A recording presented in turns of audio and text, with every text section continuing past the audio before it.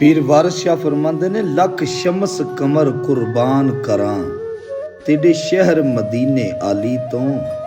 सब पीर पैगंबर सिदक करां तेरी वखरी शान निराली तो लख ताज नवाबी घोल सुटां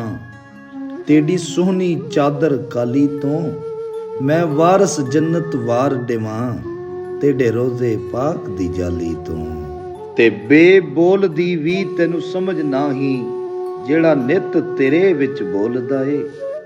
ओ बोले विच तेरे तू ढूंढे बाहर उसनू वांग मुर्गियां दे कोड़ा बोलदा ए भला बुझ हां कौन है विच तेरे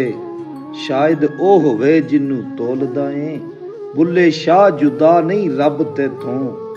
आपे वाज मारे आपे बोलदा ए।